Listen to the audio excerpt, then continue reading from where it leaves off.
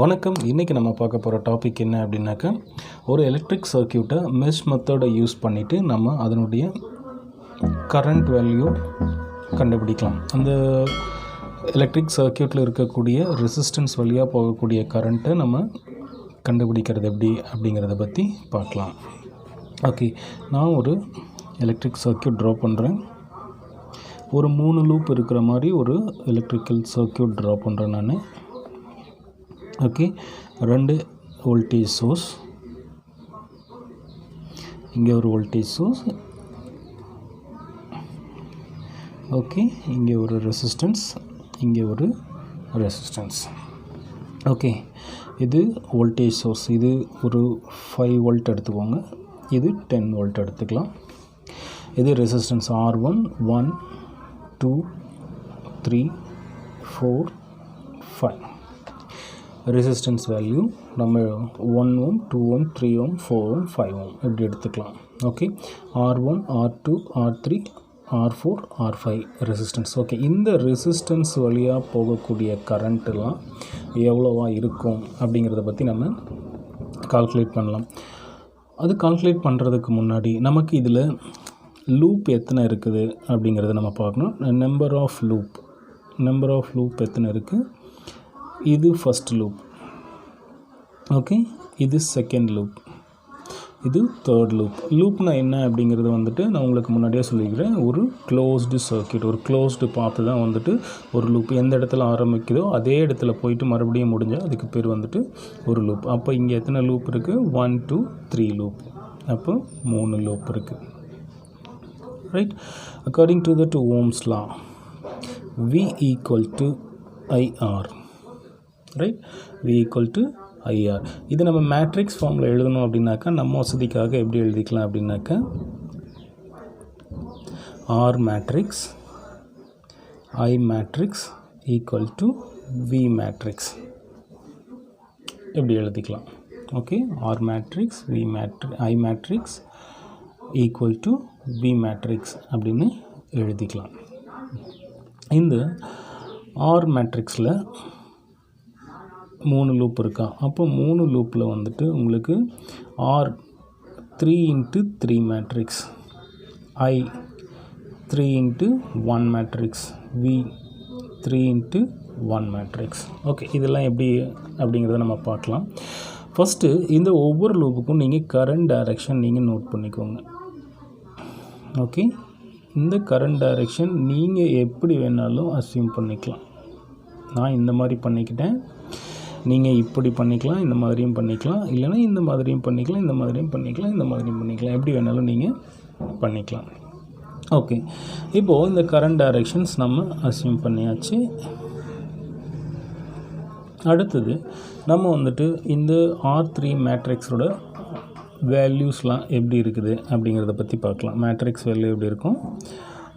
R11 first diagonal R11 R12 R13. Next R21 R22 R23. Next R31 R32 R33. Okay, அடுத்தது current matrix I1 I2 I3 equal to V1 V2 V3. Okay, இப்போது இந்த மாதிரி நம்ம form பண்ணியாச்சு. இந்த ஈக்குவேஷனை வந்து நம்ம இந்த மாதிரி ஃபார்ம் பண்ணியாச்சு.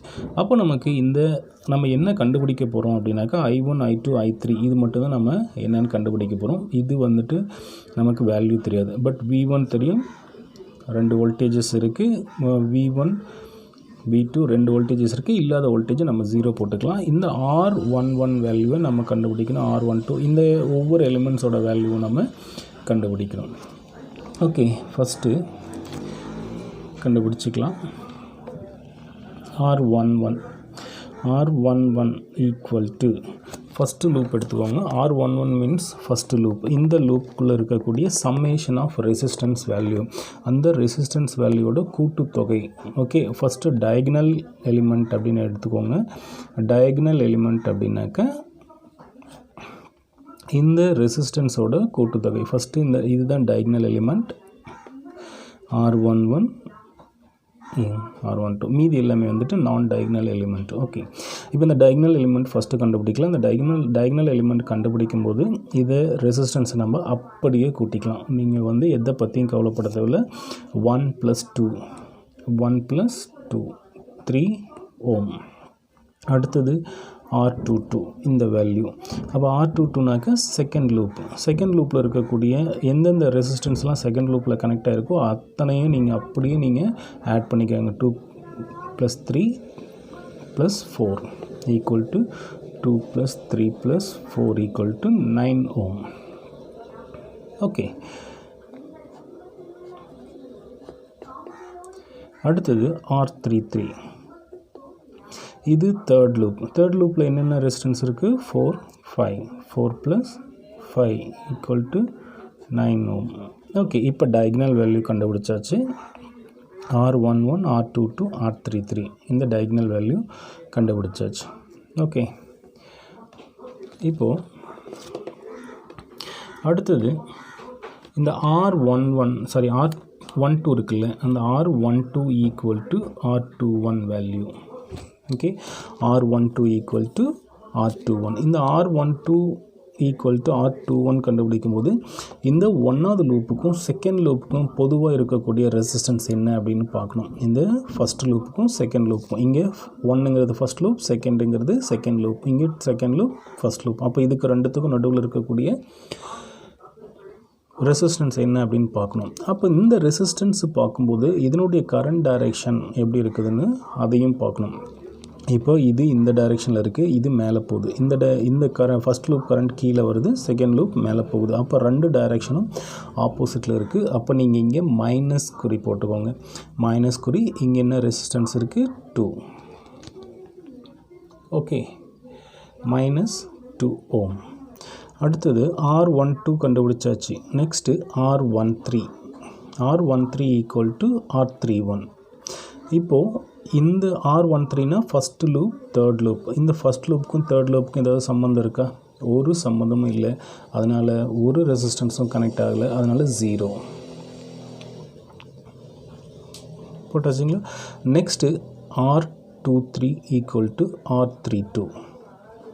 இந்த செகண்ட் லூப்புக்கும் தேர்ட் லூப்புக்கும் இருக்கக்கூடிய சம்பந்தம் ரிலேஷன் என்ன அப்படின்னாக்க எத்தனை ரெசிஸ்டன்ஸ் இதுக்கும் பொதுவாக இருக்குது அப்படிங்கன்னு பார்க்கணும். இப்போ பார்க்கலாம்.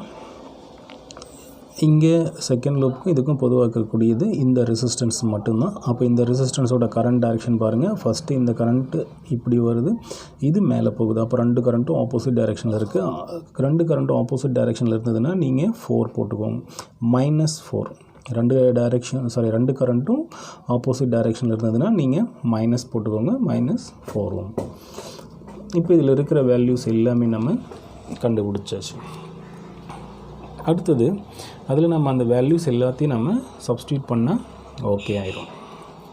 ஓகே, இப்போ R11 வேல்யூ என்ன?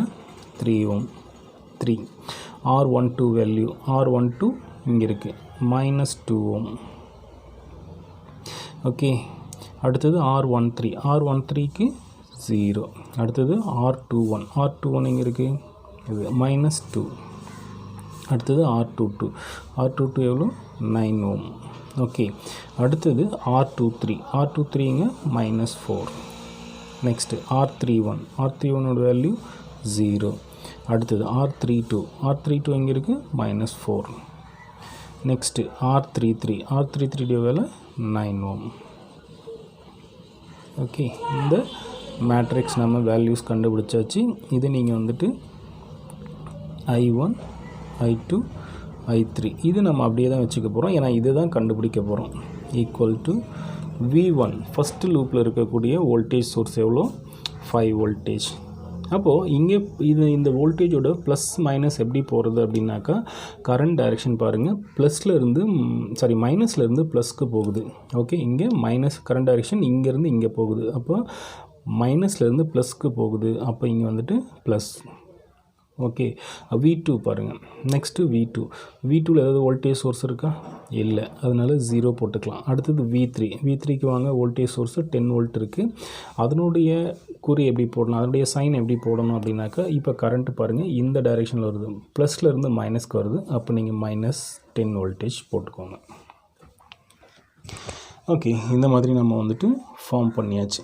இப்போது ஒரு மெஷ் மெத்தட் எடுத்துகிட்டு ஒரு மேட்ரிக்ஸ் ஈக்குவேஷனில் மேட்ரிக்ஸ் ஃபார்மில் கொண்டு வந்தாச்சு. இப்போ இதில் எப்படி I1 I2 வேல்யூஸ்லாம் கண்டுபிடிக்கலாம் அப்படின்னாக்கா, ஃபஸ்ட்டு I1 வேல்யூ எடுத்துக்கலாம். இப்போ I1 ஈக்குவல் டு, இப்போது I1 வேல்யூ கண்டுபிடிக்கிறோம் அப்படின்னாக்கா by Cramer's rule. Okay, Cramer's rule நான் என்ன அப்படின்னாக்கா, இப்போது இந்த பார்ட் இருக்கு இல்லையா, இதை அப்படியே எழுதிக்கோங்க. ஓகே, இந்த பார்ட்டு 3 -2 0 -2 9 -4 0 -4 9. ஓகே, இதை அப்படியே போட்டுங்க, டிவைட் பை இந்த வேல்யூ போட்டுக்கோங்க. அதுக்கு அடுத்தது இந்த ஃபஸ்ட்டு காலம் இருக்குல்ல, இந்த ஃபஸ்ட்டு காலம் I1 கண்டுபிடிக்கும் போது இந்த ஃபஸ்ட்டு காலத்தில் நீங்கள் வந்துட்டு இந்த வோல்டேஜ் வேல்யூவை நீங்கள் ரீப்ளேஸ் பண்ணிடுங்க. இந்த வோல்டேஜ் வேல்யூவை இந்த ஃபஸ்ட்டு காலத்துக்கு பதிலாக இந்த காலத்தை இங்கே கொண்டு வந்து போடுங்க. எப்படி போடலான்னு பாருங்கள். அப்போது வோல்டேஜ் வேல்யூ 5 0 -10, ரிமைனிங் அது எல்லாமே நீங்கள் அப்படியே சேமாக எழுதிக்கோங்க. -2 9 -4, அடுத்தது 0 -4 9, இதை அப்படியே எழுதிக்கோங்க. இதை நீங்கள் வந்து சால்வ் பண்ணிங்க அப்படின்னாக்கா உங்களுக்கு I வேல்யூ கிடைக்கும். ஓகே, இப்போது இதை நீங்கள் சால்வ் பண்ணும்போது என்ன வேல்யூ கிடைக்கும் அப்படின்னாக்கா, இப்போ ஃபஸ்ட்டு இதனுடைய வேல்யூ பார்த்தீங்க அப்படின்னாக்கா 231 வரும். அடுத்தது இதனுடைய வேல்யூ பார்த்தீங்க அப்படின்னாக்கா 405 வரும். அப்போ ஈக்குவல் டு 1.75 ஆம்ஸ். அப்போ I1 value equal to 1.75 amps. Okay, next I2 கண்டுபிடிக்கணும். அப்படின்னாக்கா இந்த செகண்ட் காலத்தை ரீப்ளேஸ் பண்ணிடுங்க. இப்போது செகண்ட் காலமை ரீப்ளேஸ் பண்ண எப்படி பண்ணோம், 3 -2 0, ஃபஸ்ட் காலம் அப்படியே எழுதிக்கோங்க. இந்த செகண்ட் காலத்துக்கு பதிலாக வோல்டேஜ் சோர்ஸ் வேல்யூ போட்டுக்கோங்க 5 0 -10, ரிமைனிங் அந்த தேர்ட் காலத்தை அப்படியே எழுதிக்கோங்க. Okay, divided by the whole matrix. அப்போ இதனுடைய வேல்யூ என்னென்னு தெரியும். அப்போ அதுக்கு பதிலாக நீங்கள் 231 போட்டுக்கோங்க. இதை நீங்கள் சால்வ் பண்ணிங்க அப்படின்னாக்கா 0.72 ஆம்ஸ் வரும். அப்போ I2 வேல்யூ 0.72 ஆம்ஸ் வரும். இதே போல் நீங்கள் வந்துட்டு I3 கண்டுபிடிக்கணும் அப்படின்னாக்கா, ஃபஸ்ட் காலத்தை அப்படியே வச்சுக்கோங்க, செகண்ட் காலத்தையும் அப்படியே வச்சுக்கோங்க, தேர்ட் காலத்துக்கு பதிலாக அந்த வோல்டேஜ் வேல்யூ நீங்கள் ரீப்ளேஸ் பண்ணிடுங்க 5 0 -10. Okay, divide by 231. இப்போ வந்துட்டு I3 வேல்யூ என்னென்னு நீங்கள் எனக்கு கண்டுபிடிச்சிட்டு கமெண்ட் பண்ணுங்கள். ஓகே, அப்போது ஒரு மெஷ் மெத்தடில் இந்த ரெசிஸ்டன்ஸ் வழியாக போகக்கூடிய கரண்ட்டு எப்படி நம்ம ஃபைண்ட் அவுட் பண்ணோம் அப்படிங்கிறத பற்றி நமக்கு தெளிவாக புரிஞ்சிருக்குன்னு நினைக்கிறேன். இந்த வீடியோ உங்களுக்கு பிடிச்சிருந்தது அப்படின்னாக்கா லைக் பண்ணுங்கள், ஷேர் பண்ணுங்கள். உங்களுக்கு ஏதாவது டவுட் இருந்ததுன்னா கண்டிப்பாக கமெண்ட்ஸ் பண்ணுங்கள், நான் ஆன்சர் பண்ணுறேன். மறக்காமல் சப்ஸ்கிரைப் பண்ணுங்கள். நன்றி, வணக்கம்.